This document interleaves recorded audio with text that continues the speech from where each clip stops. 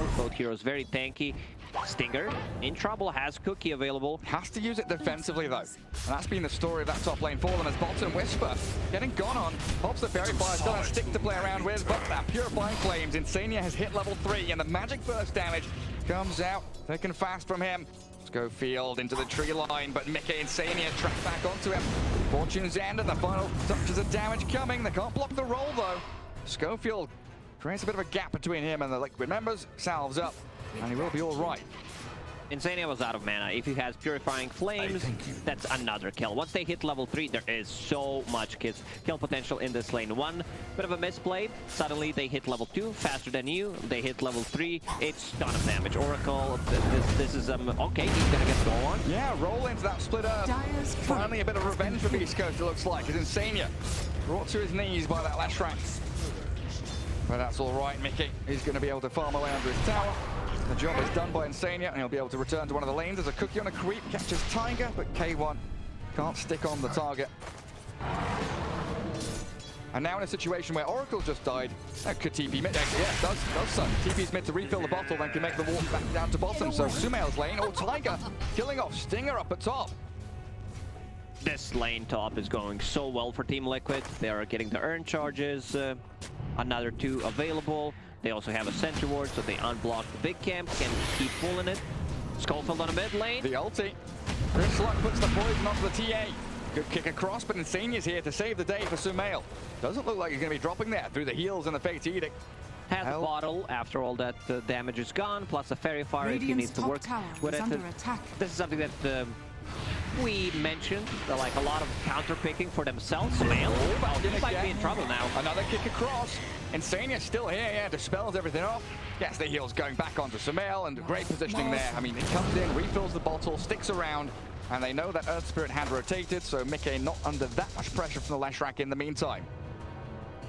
Oh, look at that build on Mickey. Something we've seen from Spectre. What's he got? It's kind of a new build, going for the Echo Saber. Double hit. I don't mind it. This is actually so good. Because you have a ton of damage, like you double hit straight away, and extra slow. With Empower, with Melt Strike. Exactly. Minus armor. That'll help them do Roshan a little bit faster too. So good on the PA, yeah. Tanks you up, gives you that mana regen you need. Tiger being eyed up here by Stinger. Gets the D-ward off. But Koikva coming in with a shockwave. Turnaround, Scatterblast, Stinger under the tower, pretty tanky. With the Snapfire and K1 re-arriving. Does mean that... Wrong way. Yeah, misjudges the direction K1 wanted to head. While Insania Schofield battling in the jungle. That is, again, a Purifying Flames level 2 from Insania. Coming in to bust him down, but he loses the Courier. Mickey's Courier sniped. Schofield looking for the Dukes, but Insania has the damage to finish him off. Such a cute play from Insania. Uses Fortunes and on the Courier, gets the damage, gets a root for a brief period of time, and then gets the right click. Manages to get a kill. This is his best hero, let's be honest. Like, he's been on fire. Another go on top. Stinger has to use Cookie defensively for like the 4th time in a row. It hasn't been a good lane here. Unfortunately, they did not have an earn charge. The overtime damage would be able to kill Snapfire. A lot of those cookies were misused. I don't think a single cookie connected. Especially the one on Faceless Void. He turns around, Grandma, I'm not hungry. Trust me, boy, you're eating. Like, you're in my house, you gotta eat the food. You look skinny. Bottom lane. Whisper, yeah. That initiation from the Oracle. Mickey doesn't want to stick around and continue though, and that opens up Insania to get gone on by Schofield. Beastcoast, again, a bit of retribution. Turning around the initiation from Liquid. But honestly, I feel like the Faceless Void should be hungry. He's famished up there. CS-wise, 37-0. He's bottom of the pack in terms of core heroes. Net worth reflecting that as well. 2,800 for him. And this is the period of the game now, you know. The PA dodges away from the split earth, but Whisper with the Pulse Nova bursting through with the magic damage, and the pressure onto the tier 1 finally opens up for BC. It's 4 points in Edict. We have an earn as well on their side, so they will drag the creep wave. Might need to bring another hero to be able to defend this tower. This is the period of the game that really we expect Beastcoast to be rotating into lanes, especially with Chris Luck, and using this Chrono exactly. Onto the Lina we go, and a turnaround play, not coming from Koikva. So it is just a straight up pick up for Stingers. Snapfire as a 2-man RP. Skewer back into the PA here. Time walk out by K1, so Stinger has to try and cookie, but won't be able to dodge the danger of Mickey's Phantom Assassin. He even gave him Empower just to get a bit of an extra damage in the cleave. That kill would have been much easier. Unfortunately, Javelin was not there on time. It was Snapfire who was holding it, didn't handle it to Faceless Void, so not enough damage. Meanwhile, bottom lane, it's just gonna drop to Leshrac, a bit too much damage. Yeah. I talked about the importance of having two cores who don't do the same thing, because right now one item kind of counters you both, and we can see why Venomancer just bought a casual Sange. I would not be surprised if he just straight up get that Heaven's Halberd. Oh, that's so good against that TA in particular, right? The ranged hero having a disarm against her. And Gale back again from Chris Luck with a roll. We don't have the Magnetize yet, so Tiger's arrival with that nice melt strike Sumail will at least get a kill there as Chris Luck has to bail away from that Laguna Blade. Tiger giving chase though. Another spell, is it coming? The Urn charges and the right attacks. Tiger has this one all locked in place. Lena comes in and makes sure not only does TA survive, but they get 2 kills off the back of it. While in the Dire jungle, Coit for Mickey Insania, trying to play into that top portion of the map. Snapfire and Leshrac will force them away though. Taiga is so good at reading the map, what's gonna happen. He was there ready, lands LSA, they get another kill on Venomancer, and what's most important is they are saving the Phantom, the Templar Assassin. So far, Sumail, even after, you know, playing against the Venomancer, the lane staying on the top of the network. Yeah, doing an exceptional job, like you said, you know, shoving that wave out, going back and farming jungle, just keeping everything ticking over, a well-oiled machine there. Sumail knows exactly what's up against that Venomancer counter pick. And now the natural move for Liquid, play up top. And Powered PA looking for a freebie onto the Snapfire. Koikva trying to bait any form of reaction here, and they'll see Earth Spirits arrive, Leshrac's come in, Mickey has to jump away. I think Koikva looking pretty dead over in the trees, even expending the Mortimer's Kisses, launching out the llama towards the Magnus. He's just buying time now, understands he's dead. Out. Yep, PA's out, that's what matters. Back to the bottom lane, Mickey goes. Still has that Echo Saber queued up. I really want to see it in this game. I'm excited. What surprises me about Dota is how creative you can be and how much Dota players just love to copy each other, because this is not a thing. Like, if you did this a month ago and if you did this in the pub when you're not a high MMR player, you would get reported. Like, that's an Overwatch case, and an easy one. Whoever's watching it is just guilty. Straight up guilty. Exactly. Oh, Schofield, after killing off Insania here, not quite done, but missing the roll, the kick, the Gale. Beastcoast have to give up any thoughts of playing aggressively in towards Sumail and Tiger mid. They do get a bit of control though, reigning in that top Radiant triangle area, and some good vision down there from them as Insania was out there trying to deward. We'll have to push on to another side lane tower fort. Tier 1 top with that Edict, the capital wave is coming. Whisper has mech finished, a bit tanky build going into Yule Scepter. I wanted to get more scaling items, just so to be... Hood. Yeah, no need for Hood. They don't have that much magical damage. Both cores dealing heavy physical. Radiant's top tower. This shall make my life easier. Especially if you've got that Yule for the catch. Scatter blast into Cookie. Tiger this time the one to get caught out. Damage though onto Chris Long. Right Striker Rain not going to help him out too much though. And again, back to the point where Whisper really is one of the main carries and definitely the driving force of Beastcoast. Coming in from the off lane, you can see him, net worth 6,000 gold for Whisper's Lesh, while Chris Luck very much the position 3 coming out of the mid lane for them. Oh, Mickey, Phantom Strike to the high ground. Schofield may have gone a little bit too far forward, but he gets him magnetized out, and Whisper's trying to give chase. Mickey, Koikva, they both fall away. Time to let it go. There is the halberd, you called it. A lot of value, you know, you get the miss chance. None of these heroes build into MKB early on, so they need to be, and it also gives you status resistance. You get stunned into RP, LSA, you will be able to get your spells off, so it makes you more tanky. Good stuff, I like it. That's why I said that I want to see Leshrac going more for carry type of a build, and then he queues up Solar Crest. I think he needs to be able to scale. I don't mind Solar Crest, but your miss is Venomancer. He can build that item. He can beat that utility while you get the more higher tier item. Oh, here comes Koikva. Doesn't get the RP to land though. And now under all the magic damage, stunned up. A bit of a save for Insania while Schofield bursts down with that Laguna blade. Quick is still looking for the RP. Gets it off the stick. Falls from that one caught up in it, and in comes the Chrono. The Oracle's inside. So no false price coming from K1. Needs the kisses to land in. Onto Oracle as target caught for both to lose their life. Sumail in trouble now as well. Turns the battle Whisper. Mickey, he's still battling this left track, but Whisper's alive. Survives the onslaught, and it's huge for Beastcoast. Back towards Insania. K1 moves. Sumail falls in a 5-man block is incoming. Beastcoast with the perfect team fight.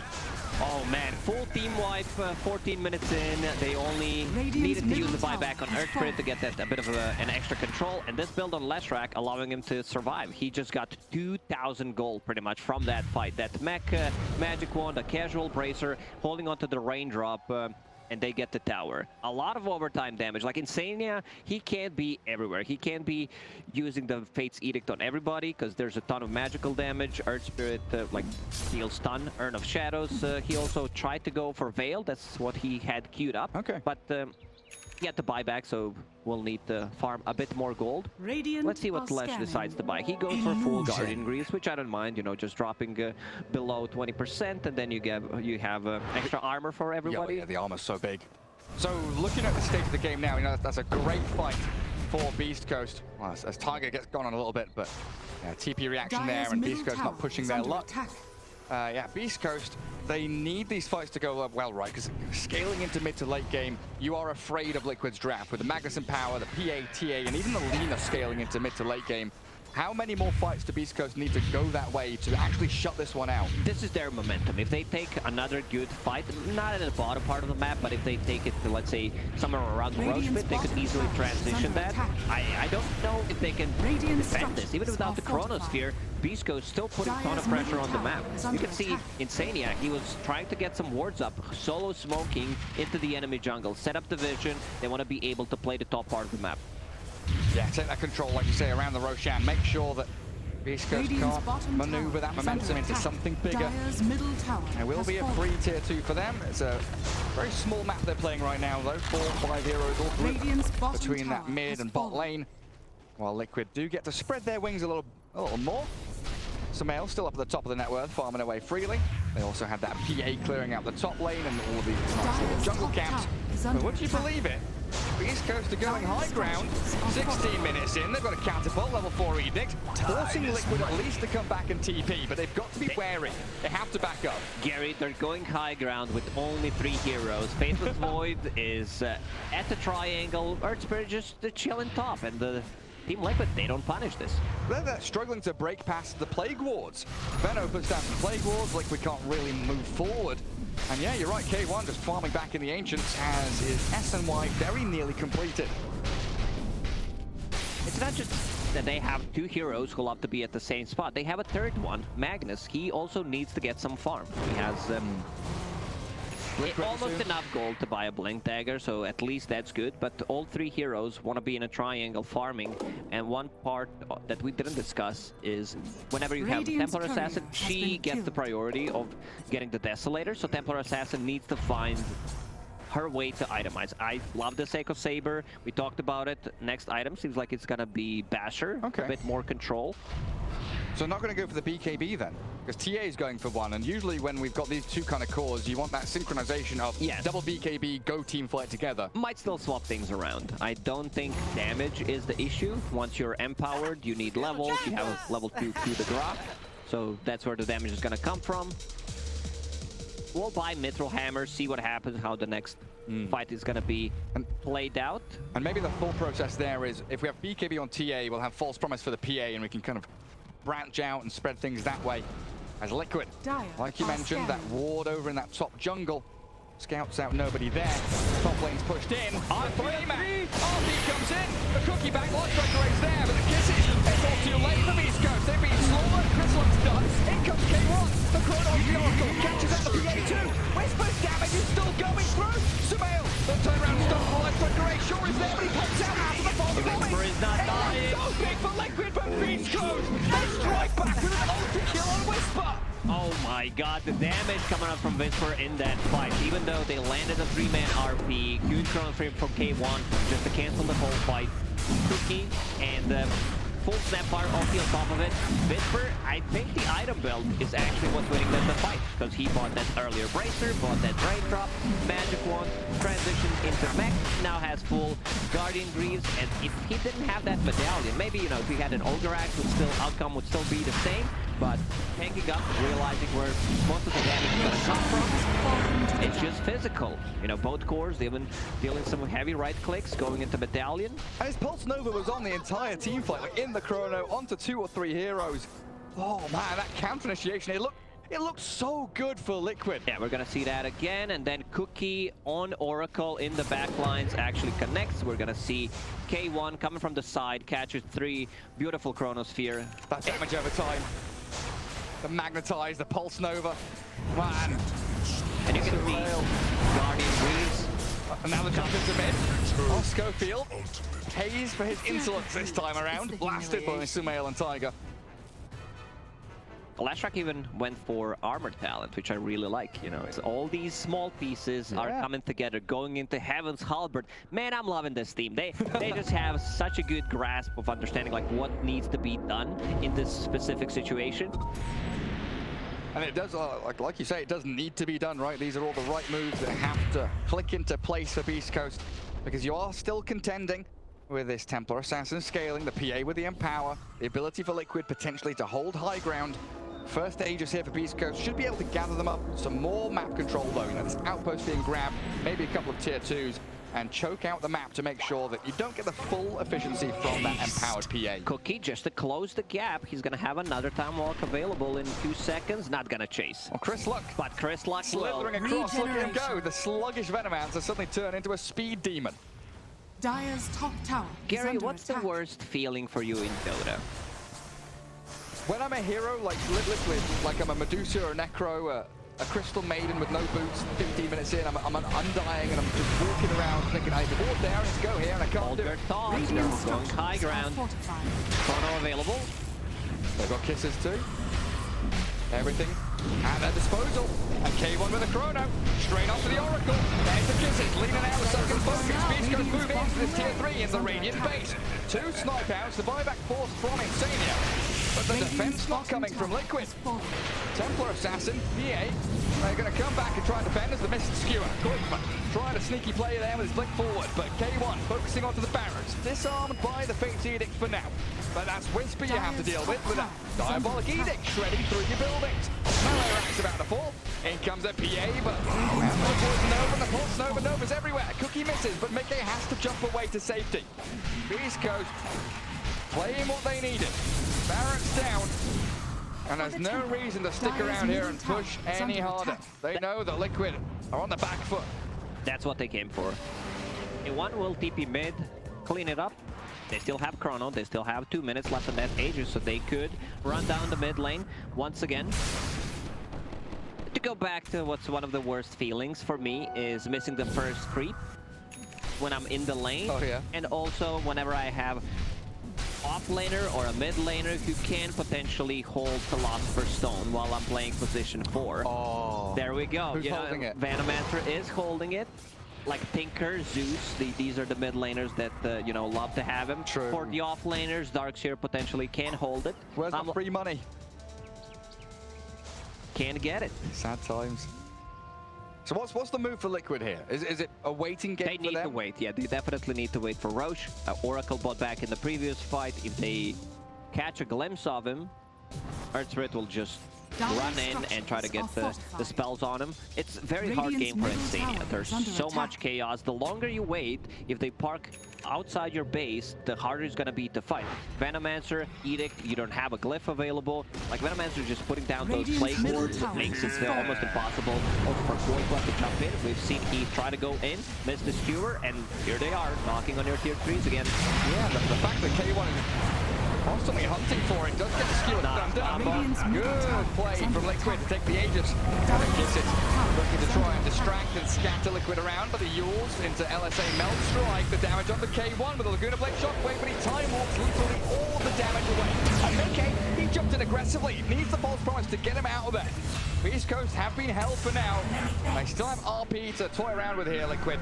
So the ability to continue fighting and defending their barracks, it is available. Beastcoast, they should just go back, control the enemy jungle, try to get a pick off, because without Aegis, you can't afford to go like that. We've seen that Team Liquid's execution of the combo, skewer back into LSA is there. They can potentially burst him. That was very close, killing him twice, but gets all the damage. Time walked off. And next Roshan, what is it, 3 minutes until fast spawn. So a lot of time here for Liquid to consider a smoke move. Think about how they're going to farm out this triangle, get rid of the Ancients, stack it up a little bit for the PA. But some huge items coming out from Beastcoast. You see the Skadi and the Shiva's Guard. Shiva's Guard done. They know. It's all about the physical, get the armor. We can see third Heaven's Halberd being built. Another one. By Stinger, has a medallion, his armor, has a casual buckler, something that Puppy kept doing for years, a couple of years ago, and now going into Heaven's Halberd. Oh, there we go. Nice little pick off on Schofield. He's doing his classic Schofield thing. He's playing frontline, making sure he scouts out where Liquid are playing into. So Whisper giving a bit of safety and freedom in that top lane. And here's Liquid playing big map again. All 3 lanes being farmed. And that net worth lead not really picking up for Beastcoast. It's been around, what, 4 to 6k for quite some time now. Dire are scanning. Even dipping back towards Liquid at this point. K1 gets onto Mickey. Not too much backup nearby. He's alone. Magnus is up north, but the PA is just demolished. Kisses and K1 with Whisper there. The magic damage punishes Mickey, and that's a Phantom Assassin without buyback for 50 seconds. I don't think he would want to buy back, because if he buys back, like, his game is pretty much over. You do not want to be in that situation. And now they will go for tier 2 tower. Edict available once again. Just faking it, they don't need it. Well, everyone knows that there is no Roshan for at least a minute and 20. They will pump Beastcoast, they will see what happens, pop that Edict. Reach up the ramp. Get to the high ground. Dire As Goiva, Shockwave, Skewer, Light Striker Rain, the combo play, Laguna Blade, and the RP, onto K1, he's down.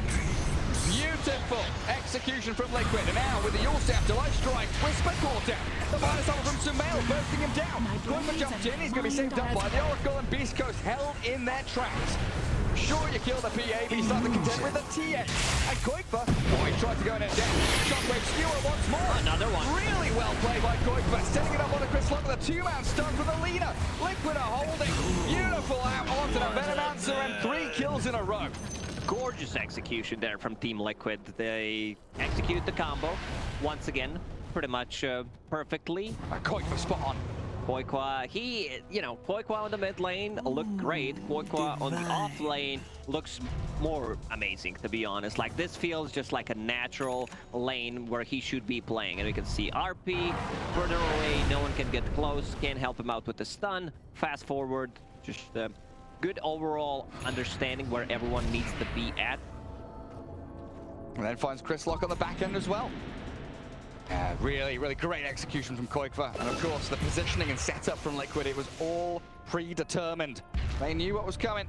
They believed in their Magnus, and he delivered. And now that lead we were talking about, from 6k down to 5, down to 1 now. As Beastcoast have 45 seconds on the clock until Roshan and Team Liquid very likely have their full arsenal of abilities ready to fight. And nobody except PA has buyback in this game right now. Templar Assassin, Aghanim Scepter done, so she can be anywhere on the map if there are traps. Going into Shard next. This Shard is actually so powerful. Max duration, 3.5 seconds silence. Yeah. Next Roche will respawn in 20 seconds. Chronosphere up. Beastcoast in position. Liquid all playing down in that bottom right-hand corner of the map. Dire's middle tower is under attack. BC going to try and shove out that one extra wave top. Have to contend with mid though. The traps are pushing out mid, getting towards tier 2 tower. Liquid would definitely want to have level 18 on Phantom Assassin, plus a BKB. She also finds Orb of Destruction, even more minus armor, which means more damage, just needs another 200 gold to finish it off. Stack done by Poikwa, efficiency stacks the enemy triangle, which allows Phantom Assassin to get her levels, and also get that BKB done. Are they letting them get away with this though? Roshan has been started, and Liquid smoking across, so they scan it. They know BC are in there. Oh, this is going to be close. Roshan nearly dead. Koikva walking past the platform. Chris Lock going to break the smoke, gets out again, misses out. Mickey makes a couple of shots over there. Chris Lock, but Roshan's gone. BKB out on the PA, but she's disarmed before, and Laguna Blade does very little. Tiger tanking up through the kisses, while Whisper saved by a cookie. Critted down by Mickey. Turn around for the Snapfire at K1. Still has that Chrono to play with. Mickey though at the backup of the Lina with that Light Strike Array stun. Insania the target of choice though from Schofield at K1. Try and burst through the Oracle. Force the false promise as they lose 2 of their calls on Beastcoast. A buyback coming and the Chrono expended. K1 needed to. I don't think Chrono was necessary there. You can pretty much let Oracle die or let him live. You know, but the Chronosphere long cooldown. Still not afraid to use it. Okay, but the Venomancer didn't get the ulti off. That's something that they need to work on. Maybe his next item should be Eon Disc so that he can't be bursted. Right now, his HP is a bit limited. At this point, it's only 1700.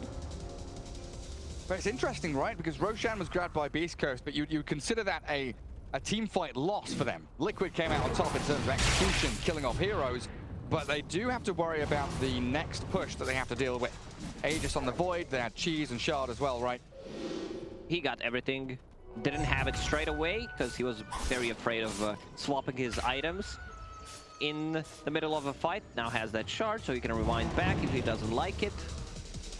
And Stinger there holding the Cheese. So could hand it over to one of his squad mates. A tithe to the impurities. K1, a minute and a half for Chrono, alone up top. Knows the PA was up there a second ago. Plenty of backup though for Liquid around her. And look at that pickup from Oracle. Blink Dagger now for Insania, so that distance, that reach he'll have much easier to execute his saves. This is a big item. Lina still holding on to Philosopher's Stone. Shard already available, going into Aghanim Scepter, so pure damage. Laguna Blade. Especially up against that Void BKB. Imagine if they land like 3-man RP into LSA, into Laguna Blade with pure damage. That's gonna hurt. Who's holding on to Cheese? It's Whisper. Oh, Whisper's got it. Yeah. Over to the rush. Jump in, and the rewind. K1 playing with Liquid a bit, but the combo's coming. They don't get the life strike away this time. A TA magnetized, jumped on by Schofield. A little dance around the TA, kicking her off to the side. K1 looking for the opening.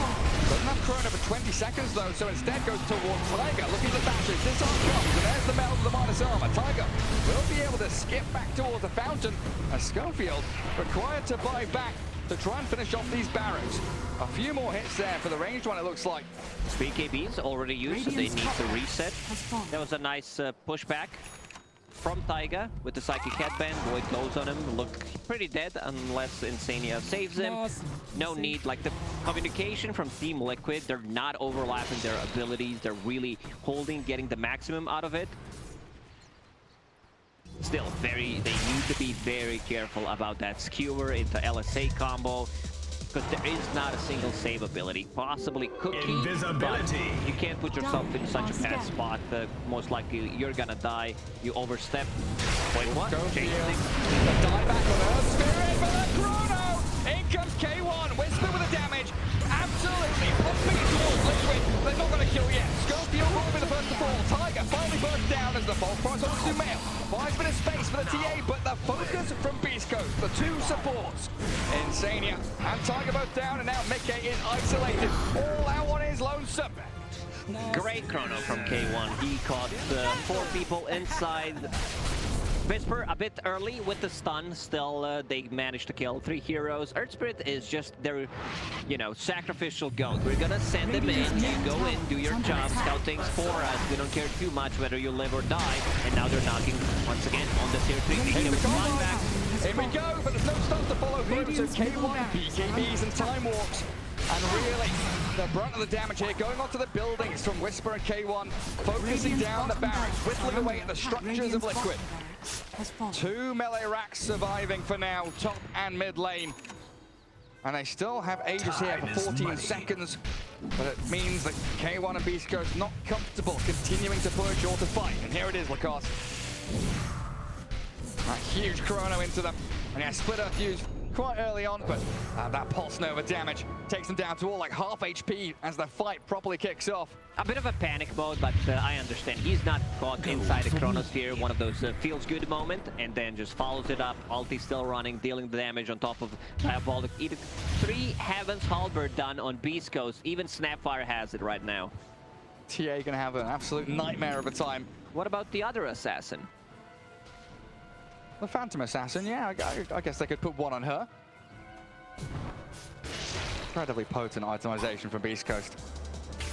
I still do need to close out this game, though. There's always that threat of the late game. The ability for Liquid to drag this one out, get to a point where they win a couple of team fights, and we do keep our eyes on the buyback status of everyone, knowing that PA doesn't have it for 6.5 minutes, Earth Spirit for 5, Snapfire for 2.5, and everyone else is lacking the gold outside of Magnus. So potentially, one fight for victory for Beastcoast. Dire's bottom tower. A couple of holds for Liquid to stay in this game. Dire's bottom See how they tower do. has fallen. Sprinting down the mid lane. They want to try and cut across, clear out the top wave, so they get into those 2 lanes which do have barracks still standing. Full E-Blade on Venomancer, so even more disarm. Yeah, I don't know. Oh, nice. I don't know how you fight once the BKBs are down. And you also need to prematurely pop a BKB, otherwise you're gonna get disarmed, and then BKB is not gonna do anything. So a very tough situation for Team Liquid to be in. Now we're gonna need some of that real sweet dance move from Koik for Magnus again. Just to give them a chance. All eyes on Voikoi. If he doesn't get a good RP, if he doesn't get to skewer back into the tier 4s, I think Team Liquid is in a really bad spot. Templar Assassin trying to find some farm, get the Nullifier, will send the Magic Wand probably and just buy Schofield. Sacred Relic. Can't still think about it. Maybe it's Divine Ranger. Sumail, get a good job. Has to BKB. Gets the Deso and that minus armor right click into it. Tiger. Dead without buyback for a minute, and K1 jumping high ground here towards Insania. What does he have to false promise himself? He does, absolutely, but he's bashed into oblivion. Fated it comes, the kiss is landing towards Sumail as the backlog. Mickey, he was hunting for Stinger, but he's been turned around on by the Lash Rack. A double kill for K1. Picks up Insania with the skewer. Over to the RP. Where's the follow on Liquid? The follow through with the power. Cleaving and critting, but Mickey just doesn't have the damage. Beastcoast will stand their ground, turn face, and this is going to be it. Absolute domination coming through from Beastcoast as they take down a PA, force out a couple of buybacks, and clear the buildings. The first GA already, all chat, first game from the Beastcoast in this major. You know, they're not holding back. Maybe they have it on one of the keys. You know, we've seen yesterday, like GG being crossed. W, yeah. Yeah, so maybe they have it, like just a straight up GA, have it as one of your most important keys on the keyboard. They got Chris Lux back. Ghost Scepter comes, Cookie back. The saves are there for Chris Lux Venom. Laguna Blade going to whip. And the Venom answer. Safe and sound with the rest of the boys. Beastcoast now forcing mega creeps to come Liquid's way, having taken down all of the barracks. A difficult spot for Liquid to be in, but Next Roche will respawn in 2 minutes. If they want to play this safe, there's no need to rush. They do not have to close out the game. Wait for it. Their team fight, like they want to also reset the Chronosphere cooldown, Venomancer ulti. Phantom Assassin, this is a big item. Getting a Nullifier to be able to deal with all of these Ghost Scepters that they got, it's gonna be pretty big. But in this situation, you might also start to think about maybe Divine Rapier is needed. It's still a long way until you can get it. has Magnus spent his money yet? Because I've seen the past 7-8 minutes, he's had like 3,000 gold saved, and he bought back, and he still has a bit of money. Oh, there it is. He was trying to get a Solar Crest to give even more buffs to Phantom Assassin. But yeah, Force Staff, more mobility, a saving potential. Not inside the Chronosphere, but there's a free neutral item. What's that on the floor? That's ninja gear. Well, nobody wants it apparently. But yeah, that Force Staff going to allow him to get a bit of drift action going. Pull the E-brake, start sliding around with the skewers and Force Staffs. Ninja gear must have been picked up now, right? Yeah. Faceless Voice picked it up. Over on K1. 6,000 gold in his bank. Going to try and buy out that Satanic. survive even longer throughout these fights. It's almost impossible to play K1. Faceless Void. Here it They got comes. the chrono. Straight onto the Oracle, the prime target they needed. Buyback immediate, out from Insania, lots of mail, BKBs and turns, waxed down with a side blade spill. Lashrak didn't see that one coming. That was beautiful. Illusion. Sumail did. He saw it. And that's 75 seconds now where you kind of stem the bleeding, stem the flow. Stop Beastcoast from closing out the game and a bit more room to maneuver for Liquid. No buyback on Lashrak for 60. Roche will respawn in 20, so potentially Liquid can take this Roche fight. Like, this is a big opportunity for them. They don't know it. Like, we see it, but they could, you know, try to take a guess. Maybe he does, maybe he doesn't, Gary. It's straight up 50-50. The window's open. Water Horn for the TA. Elven Tunic there for her, actually, in the inventory. Nullifier also picked up. Yeah, they're swapping items. I like that. I talked about the importance of trying to get a Divine Rapier, but they also need a Nullifier. So Templar Assassin going for Nullifier, while Phantom Assassin going into Divine Rapier. Feels a bit nicer Just need the 1,000 gold. Dire are Only scanning. 2 buybacks out on the board right now. It looks like Beastcoast are trying I'll take to it. save up enough money for a couple more of theirs. Void, Snapfire, a couple of 100 gold away from it. But Mega Creeps, there's consistent pressure now out on the map that Liquid have to face. Time in, time out. And Roshan scouted out by Beastcoast. Chris Luck going to set up his little bunker. A great wall of Plague Wards. Not gonna rush into things though. K1 Ninja Gear hasted. Smoking.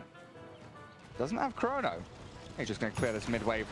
See if there's anybody around. Anyone lurking? Anyone showing? No, I'll kill these catapults then. 300. Actually, 50 gold for Divine Rapier. McKay yeah. very afraid.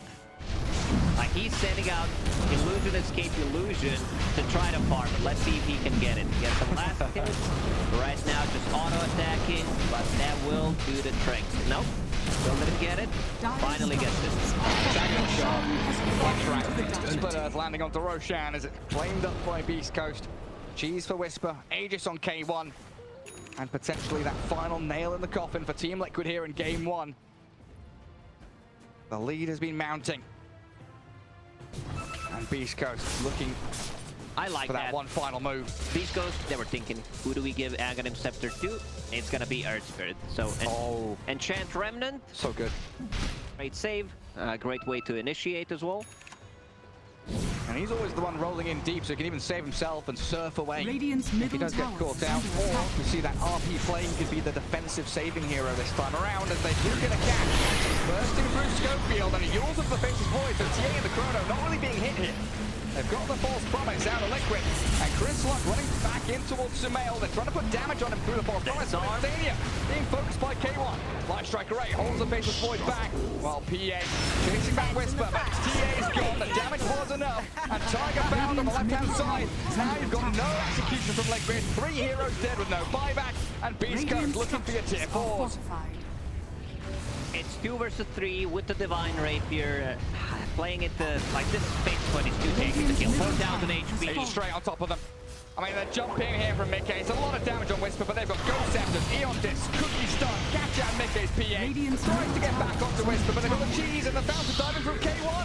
He's in the fountain, takes it down to Magnus, and Mickey, the final casualty for Team Liquid, calling out GG, and Beastcoast take Game 1. This is gonna be it. Beastcoast showing up what they're made of already in game number 1. I love the itemization on their side. Less tracks.